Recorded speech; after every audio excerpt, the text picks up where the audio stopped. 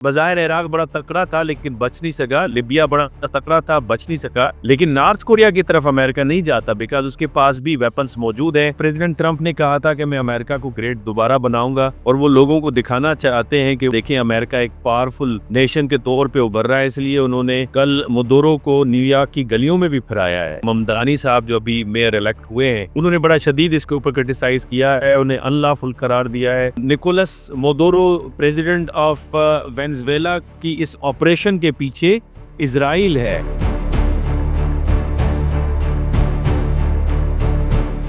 ये हमला किसी और गल्फ मुल्क के ऊपर होगा, ईरान के ऊपर नहीं होगा बिकॉज ईरान के ऊपर पहले 47 अटेम्प्ट हो चुके हैं इस तरह के, लेकिन हर दफा नाकामी उठानी पड़ी है। हाइपरसोनिक मिसाइल से उसका टेस्ट किया जिससे जापान और साउथ कोरिया लरस के रह गए। चाइना और रशिया किसी भी कॉस्ट पे ईरान को तनहा नहीं छोड़ेंगे तो ये बड़ा सीरियस कंसिक्वेंसेस होगी और फिर ग्लोबल साउथ की जो यूनिटी है, ब्रिक्स है और शंघाई है, वो फिर खुदाफिज हो जाएगी। मैं समझ इजराइल का एक ही ख्वाब है और वो ख्वाब ये है कि अमेरिका ईरान के खिलाफ जंग में कूदे।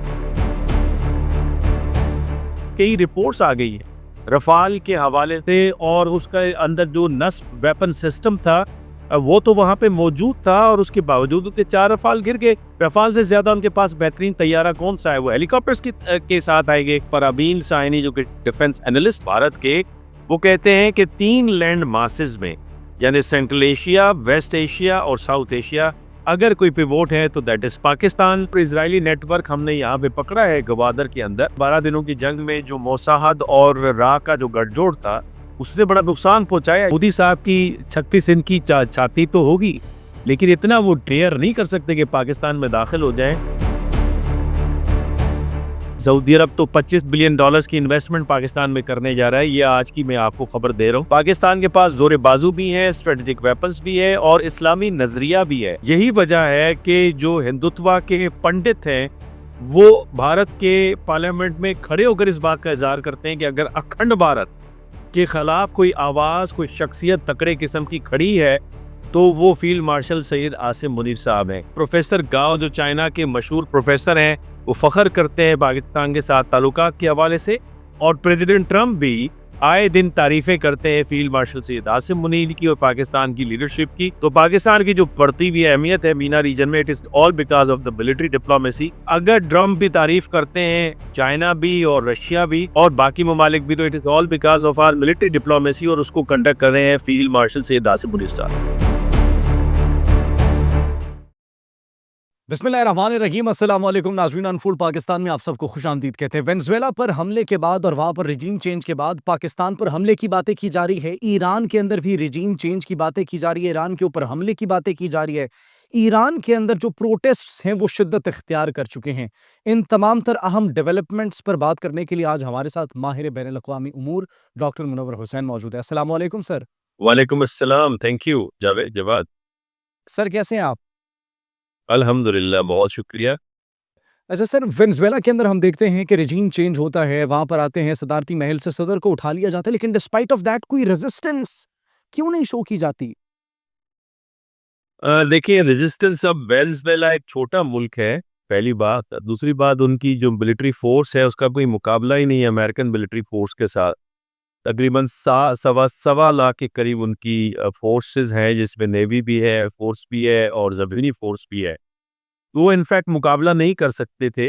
अलबत्ता इससे पहले जो हुगो चावेज़ थे उनका ताल्लुक खुद आर्मी के साथ था। उन्होंने एक करिश्मा भी जमा किया हुआ था और बिलखुसूस उन्होंने सपोर्ट ली हुई थी ईरान की, चाइना से, रशिया से, क्यूबा, कोलंबिया। तो एक किस्म का प्रेशर था अमेरिका के ऊपर और चूंकि प्रेसिडेंट ट्रंप ने कहा था कि मैं अमेरिका को ग्रेट दोबारा बनाऊंगा और वो लोगों को दिखाना चाहते हैं कि वो देखें अमेरिका एक पावरफुल नेशन के तौर पे उभर रहा है। इसलिए उन्होंने कल मुदोरो को न्यूयॉर्क की गलियों में भी फिराया है और गाड़ी के दरवाजे खोल के, जो कि मेरा ख्याल है बहुत एम्बैरेसिंग है और इसी वजह से अमेरिका के अंदर से बहुत शदीद रिएक्शन भी आ रहा है। प्रोटेस्ट वाशिंगटन में, न्यूयॉर्क के अंदर। इसके साथ साथ जो उनके सोशलिस्ट डेमोक्रेट्स हैं, जिस तरह से सैंडी बर्नर है सेनेटर, या खुद जो ममदानी साहब जो अभी मेयर इलेक्ट हुए हैं, उन्होंने बड़ा शदीद इसके ऊपर क्रिटिसाइज किया है, उन्हें अनलॉफुल करार दिया है और उनका कहना है कि इससे अमेरिका मजीद सिक्योर नहीं होगा बट रादर इनसिक्योर होगा। अच्छा सर, ये जिस तरह हमने देखा एक फ़ौज का अब इसमें क्या किरदार है? आप क्या समझते हैं कि फ़ौज का स्ट्रॉन्ग होना, तगड़ा होना कितना ज़रूरी है? Specially in context of Pakistan अगर हम बात करें। नहीं, फौज का होना देखिए, you are living in a real world, जिसको आप रियल पॉलिटी कहते हैं। रियल पॉलिटी के अंदर अनार्की है और इसके अंदर डिस्ट्रस्ट है, मिसट्रस्ट जिसे आप कहते हैं, और सिक्योरिटी डायलेमा रहता है। जब आप अपनी सिक्योरिटी बढ़ाते हैं तो it is at the expense of the security of the other. तो इसको हम कहते हैं सिक्योरिटी डायलेमा। इस सिक्योरिटी डायलेमा में आप किसी पे ट्रस्ट नहीं करते, एतबार नहीं करते, आप अपने जोरे बाजुओं पे यकीन रखते हैं। और जिन जिन ममालिक के पास उनके जोरे बाजू तकड़े हैं, यानी उनके पास स्ट्रेटेजिक वेपन्स भी हैं, तगड़ी किस्म की फौज भी है, तो वो महफूज हैं। उसकी बड़ी आसान सी मिसाल है, बज़ाहिर इराक बड़ा तकड़ा था लेकिन बच नहीं सका, लिबिया बड़ा तकड़ा था, बच नहीं सका, लेकिन नॉर्थ कोरिया की तरफ अमेरिका नहीं जाता बिकॉज़ उसके पास भी वेपन्स मौजूद हैं। बल्कि आज उन्होंने जो अपने हाइपरसोनिक मिसाइल्स है उसका टेस्ट किया, जिससे जापान और साउथ कोरिया लरस के रह गए। तो कहने का मकसद ये कि जब तक आपके पास ज़ोर बाज़ू नहीं है और फिर उसके पीछे नज़रिया नहीं है, पाकिस्तान के पास ज़ोर बाज़ू भी है, स्ट्रेटेजिक वेपन्स भी है और इस्लामी नज़रिया भी है, जो फ़ील्ड मार्शल सैयद आसिम मुनीर बारहा उसका इज़हार कर चुके हैं। यही वजह है कि जो हिंदुत्व के पंडित हैं, वो भारत के पार्लियामेंट में खड़े होकर इस बात का इज़हार करते हैं कि अगर अखंड भारत के खिलाफ कोई आवाज़, कोई शख्सियत तकड़े किस्म की खड़ी है, तो वो फ़ील्ड मार्शल सैयद आसिम मुनीर साहब हैं। तो इसमें तो कोई दूसरी राय नहीं है कि आपको अपने पास एक तकड़े किस्म की फ़ौज रखनी होगी, और इसी तकड़े किस्म की फ़ौज ने मई के बाद जो मार्का हक हुआ है, पाकिस्तान को पिवोट तस्लीम करवाया है। पाकिस्तान था, लेकिन उसकी क्रेडिबिलिटी अब बनी है, उसके बारे में जो परसेप्शन है, वो अब बिल्ड हुई है, उसके बारे में जो पॉजिटिव कंस्ट्रक्टिव नैरेटिव आप देखते हैं, वो मई के मार्के के बाद है। और यही वजह है कि पराबीन साइनी जो कि डिफेंस एनालिस्ट हैं भारत के, वो कहते हैं कि 3 लैंड मासेस में, यानी सेंट्रल एशिया, वेस्ट एशिया और साउथ एशिया, अगर कोई पिवोट है तो that is Pakistan. And this is the reason कि रशियंस भी आपके साथ इंडिपेंडेंट ताल्लुकात चाहते हैं। यही वजह है कि प्रोफेसर गाओ जो चाइना के मशहूर प्रोफेसर हैं, वो फख्र करते हैं पाकिस्तान के साथ ताल्लुकात के हवाले से। और प्रेसिडेंट ट्रंप भी आए दिन तारीफें करते हैं फील्ड मार्शल सैयद आसिम मुनीर की और पाकिस्तान की लीडरशिप की। तो ये इसकी वजह जो है वो पाकिस्तान की बहादुर प्रोफेशनल फोर्सेस है। मैं यहाँ पे एक नुक्ता और भी कहता चलूँ कि पाकिस्तान की जो आर्म फोर्सेस हैं, इसकी प्रोफेशनलिज्म की दुनिया कायल है। और मुझे याद पड़ता है, मैंने कई जगहों पे इस किताब का हवाला दिया है। जनरल ज़िन्नी और आर्मिटेज ने किताब लिखी थी बैटल रेडी, जिसमें उन्होंने तफसीलन बताया कि पाकिस्तान की जो आर्म फोर्सेस हैं वो किस हद तक प्रोफेशनल हैं और किस तरह से काम करती हैं, स्पेशली यूनाइटेड नेशन की पीस कीपिंग फोर्सेस के अंदर। तो मैं समझता हूँ कि आज के रियल पॉलिटिक के अंदर अगर आपके पास खुद के पास ताकत नहीं है, तो आप किसी पे इन्हिसार नहीं कर सकते। अगर इन्हिसार काम आता, तो वेनेज़ुएला के प्रेसिडेंट को इस तरह से उचक के नहीं ले जाते। और मेरा ख्याल है ये बहुत बड़ा सवाल है खुद चाइना की लीडरशिप के ऊपर भी, कि गो के चाइना पावर है, गो के मुख्तलिफ जो चेस बोर्ड्स हैं पॉलिटिक्स के, जिसमें कल्चर है, जिसमें इकोनॉमी है, जिसमें नैरेटिव है, जिसमें इंफॉर्मेशन है, जिसमें ट्रेड है, जिसके अंदर सिक्योरिटी है। चाइना ने अपना लोहा मनवाया है, लेकिन क्या चाइना किसी के बिहाफ पे जाके उसको सिक्योर करेगा? यही वजह है कि पाकिस्तान की जो फॉरेन पॉलिसी है, वो इस वक्त आपको बैलेंस नजर आती है। जो पाकिस्तान में एक तनकीद की जाती है कि आपने किसी एक के साथ अलाइन होना चाहिए, अक्सर आप हमारे दोस्तों को सुनते हैं, उनको मेरा कहना यही है कि वेनेज़ुएला के इस एपिसोड के बाद आपको क्लियर होना चाहिए कि हमें हर किसी के साथ बना के रखनी है, नंबर 1। और नंबर 2 ये कि जो आपके पास अगर आपके मुख्तलिफ जो ग्रुप्स हैं, फाइटर्स हैं, मुख्तलिफ नॉन स्टेट एक्टर्स की सूरत में, वो भी होने चाहिए इस सूरत में। अदरवाइज आपकी मेन सिक्योरिटी हर्ट हो सकती है। और यही वजह है कि माजी में जो तनकीद होती रही कि पाकिस्तान ने क्यों तालिबान की सपोर्ट की और अब तक सपोर्ट नहीं करे और अब हम भुगत रहे हैं, तो उनके लिए भी ये लेसन बड़ा वाज़ेह है कि उस वक्त जो हमारी सिक्योरिटी की रिक्वायरमेंट थी, हमने वो किया और उस वक्त हमने इसके जवाबात नहीं दिए। और ईरान भी अगर अब तक थोड़ा बहुत बचा हुआ है, ईरान के खिलाफ एक नई तैयारी हो रही है, आपने अपने इंट्रो के अंदर भी बात की, उसमें तो बचा हुआ है वाशिद शेरबी, अंसारुल्लाह और इसके साथ हिजबुल्लाह और हमास की वजह से है। वो जितने ज़्यादा एनर्जाइज़ होंगे ईरान तक पहुँचना उतना ही मुश्किल होगा। एग्ज़ैक्टली। अच्छा सर, भारत भी इस एपिसोड के बाद ख़्वाब देख रहे हैं, कोई ऑपरेशन सिंदूर 2 लॉन्च करने की बातें की जा रही हैं कि पाकिस्तान पर हमला करेंगे, उधर से लोगों को उठा कर ले आएँगे। वो अवैसुद्दीन साहब का दिमाग चल गया है और यही अवैसुद्दीन साहब हैं जो कि जनरल परवेज़ मुशर्रफ साहब जब तशरीफ़ ले गए थे भारत में और एक प्रेस कॉन्फ्रेंस एक डिबेट के अंदर जब वो अपने ख़्यालात का इज़हार कर रहे थे, तो ये साहब खड़े हो गए और उन्होंने कहा कि जी आपका क्या लेना-देना भारत के मुसलमानों के साथ और हम अपने मसाइल को खुद हल कर लेंगे। लेकिन फिर आपने देखा कि भारत के मुसलमानों के साथ क्या हुआ, फिर गुजरात उसके बाद हुआ, कश्मीरियों के साथ जो हो रहा है वो हमारे सामने है। और इसके साथ-साथ जो नतेश कुमार साहब जो उस खातून मुसलमान डॉक्टर का जिस तरह से निकाब हटा रहे थे, तो अवैसुद्दीन साहब जाके उनको सिक्योर करें, उनको बचाएँ।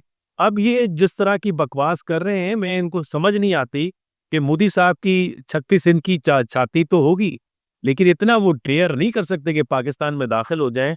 उसकी बुनियादी वजह ये है कि अगर उनके जहाज़ 300-400 किलोमीटर दूरी पर अपने आप को नहीं बचा सकते, तो पाकिस्तान की फ़ज़ा में तो हम कहते हैं, हम तो पहले ही फंटास्टिक टी तैयार करके बैठे हैं, आ जाएँ अगर अपनी रही सही साख उन्होंने गिरानी है, तो वो ज़रूर आ जाएँ और अब तो देखिए कई रिपोर्ट्स आ गई हैं, रफ़ाल के हवाले से और उसका अंदर जो नस्ब वेपन सिस्टम था वो तो वहाँ पे मौजूद था और उसके बावजूद उनके 4 रफ़ाल गिर गए। रफ़ाल से ज़्यादा उनके पास बेहतरीन तैयारा कौन-सा है? वो हेलीकॉप्टर्स के साथ आएँगे।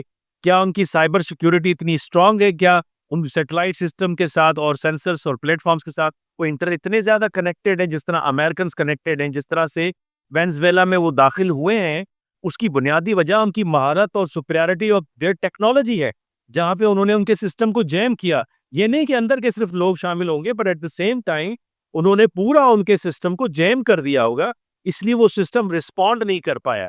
तो क्या भारत के पास ये कैपेबिलिटी है? मेरा ख़्याल है उसका जवाब मई में होने वाली झड़प का था और भारत मैं नहीं समझता कि ये गलती करेगा।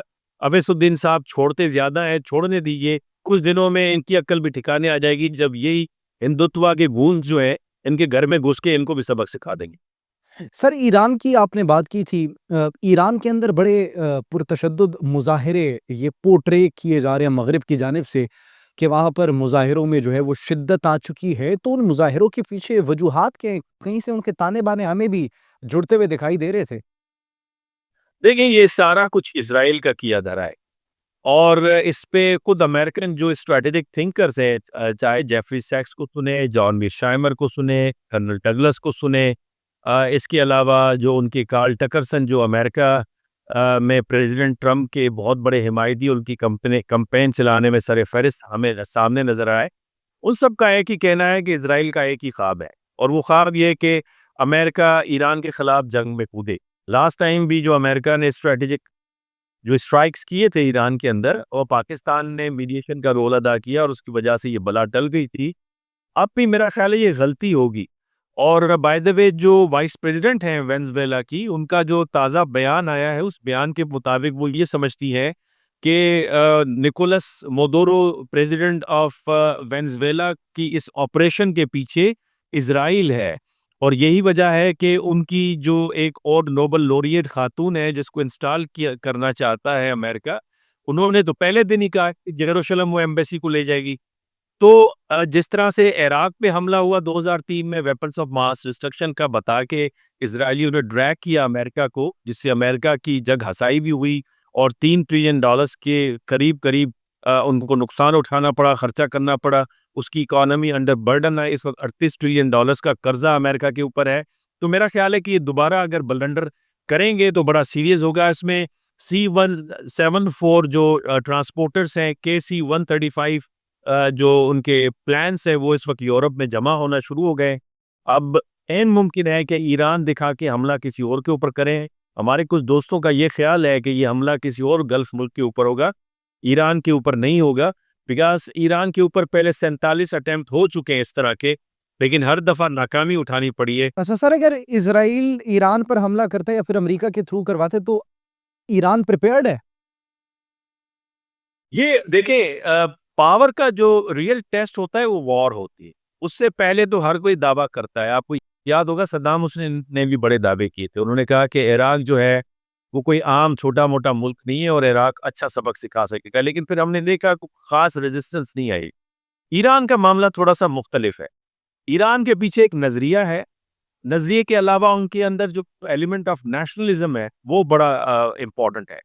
फिर तीसरा ये कि ईरान आपको याद होगा लास्ट टाइम भी जिस वक़्त अमेरिकन्स ने और इज़राइलियों ने हमला किया तो उसके बाद फ़तवे आना शुरू हो गए थे इराक़ के आयतुल्लाह सिस्तानी से और फिर जो मुख्तलिफ जगहों से लोगों ने स्टेटमेंट्स देना शुरू कर दी थी। तो ईरान का मामला ज़रा मुख्तलिफ है और वैसे भी ईरान के जो पड़ोसी ममालिक हैं, स्पेशली पाकिस्तान, हमारी अंडरस्टैंडिंग है कि अगर ईरान की सिक्योरिटी को कुछ होता है, तो फिर उसका असर पाकिस्तान की सिक्योरिटी पे भी होगा। क्योंकि सरहद तक हमारे भी जंग पहुंच जाएगी।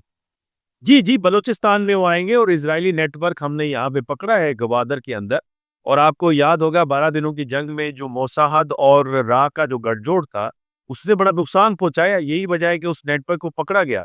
जहाँ तक मुज़ाहिरों की बात है, काफ़ी उसके अंदर कमी आ गई है और उसके जो लिंक्स हैं, वो आइडेंटिफ़ाई हो गए हैं और फिर बेवकूफ़ी ये है कि उन्होंने ये स्टेटमेंट देना कि इसके पीछे मोसाद है और अमेरिका भी खड़ा हुआ है, तो फिर वहाँ पे उस गवर्नमेंट को एक लेजिटिमेसी मिल जाती है कि वो पावर का इस्तेमाल करे और प्रोटेस्टर्स को रोके। लेकिन मैं ये समझता हूँ, मुझे याद है इबादी एक खातून थी जिनको नोबेल प्राइज़ दिया गया, बीबीसी पे उनकी लाइव कवरेज चल रही थी, जब उनसे पूछा ईरान के इंटरनल मैटर्स पे, तो उन्होंने जवाब दिया ये हमारा अंदरूनी मसला है, हम इसका हल खुद निकालेंगे। तो जब भी बाहर से कोई कुव्वत आती है, वो ईरान के अंदर इत्तेहाद का सबब बनती है और मैं समझता हूँ कि चाइना और रशिया किसी भी कॉस्ट पे ईरान को तनहा नहीं छोड़ेंगे बिकॉज़ वेनेज़ुएला के बाद अगर ईरान भी फ़ॉल करता है, तो फिर मेरा ख़्याल है कि अपने हाथ साफ़ करके इन दोनों बड़े पावर्स को घर में बैठ जाना चाहिए बिकॉज़ चाइना ने इन्वेस्टमेंट की है सोमालिया के अंदर, तो सोमालीलैंड बन गया है। सूडान के इंफ्रास्ट्रक्चर में अगर इन्वेस्टमेंट किए, तो सूडान के 2 लख्त हमें नज़र आ रहे हैं।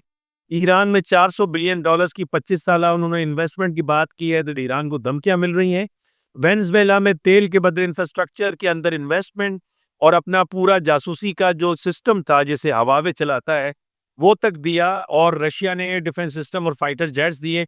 लेकिन उसके बावजूद अगर वो गिर गई मुमलिकत, तो फिर ये अगर इसका डोमिनो इफ़ेक्ट ईरान ईरान के बाद कोलंबिया, निकारागुआ, क्यूबा इन ममालिक के ऊपर आता है, तो ये बड़ा सीरियस कंसीक्वेंसेज़ होगी और फिर ग्लोबल साउथ की जो यूनिटी है, ब्रिक्स है और शंघाई है, वो फिर खुदाफ़िज़ हो जाएगी मैं समझता हूँ। सर अब लास्ट में बस आपसे ये जानना चाह रहे थे कि पाकिस्तान के किरदार को और पाकिस्तानी फ़ौज को आप कैसे देखते हैं?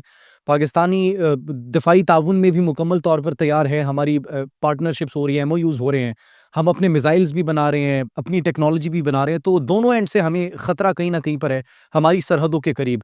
तो अगर मुस्तक़बिल में ऐसा कुछ होता है तो where is Pakistan army standing? Pakistan कहाँ पर स्टैंड करेगा?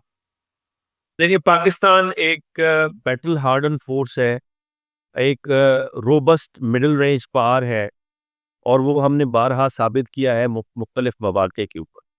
और मैं ये समझता हूँ और मेरी अंडरस्टैंडिंग है और अक़ली बुनियादों पर ये होना भी चाहिए कि जिस तरह के हालात मिडल ईस्ट के अंदर आए हैं और जिस तरह की दुनिया के सिस्टेमिक लेवल पे तब्दीलियाँ रूनुमा हुई हैं, वो मजबूर करता है पाकिस्तान, तुर्की, सऊदी अरब, ईरान को एक पेज पर आने के लिए।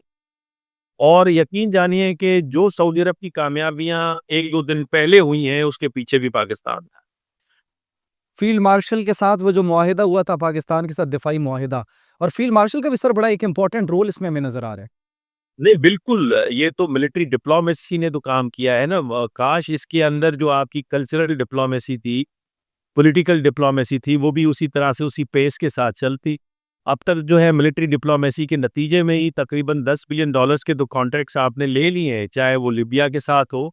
सऊदी अरब तो $25 बिलियन की इन्वेस्टमेंट पाकिस्तान में करने जा रहा है, ये आज की मैं आपको खबर दे रहा हूँ, जिसमें $12 बिलियन डॉलर्स जो है वो सिर्फ गवादर में खर्च होंगे ऑयल सिटी बनाने के हवाले से। तो ये मेरा ख्याल है लीनियर इकोनॉमिक डेवलपमेंट के मुताबिक पाकिस्तान की इकोनॉमी को एक बूस्ट मिल सकता है। फिर उसके अलावा अज़रबाईजान के साथ है, तुर्की के साथ आपकी कोऑपरेशन है, बांग्लादेश चाहता है, ईरान चाहता है और बहुत सारे ममालिक हैं, गालिबन 7 के करीब ममालिक हैं जो इसी तरह की पाकिस्तान के साथ डील चाहते हैं। तो पाकिस्तान की जो बढ़ती हुई अहमियत है मीना रीजन में, it is all because of the military diplomacy and अगर ट्रम्प भी तारीफ़ करते हैं, चाइना भी और रशिया भी और बाकी ममालिक भी, तो it is all because of our military diplomacy और उसको कंडक्ट कर रहे हैं फील्ड मार्शल सैयद आसिफ मुनीर साहब। Done sir, thank you so much for your time. बड़े डाउट्स थे जो हमारे भी क्लियर हुए ईरान के हवाले से। वेनेजुएला के ऑपरेशन के हवाले से और भारत की गिदड़भबकियों के हवाले से। Thank you so much, it was really great having you. और हमारी ऑडियंस ने भी यकीनन एन्जॉय किया होगा, they really like your content और आपके व्यूज़ को बड़ा पसंद किया जाता है। नाज़रीन, आपकी कोई राय होगी तो कमेंट सेक्शन में अपनी कीमती राय से ज़रूर आगाह कीजिएगा। मुझे इजाज़त दीजिए, अल्लाह निगहबान।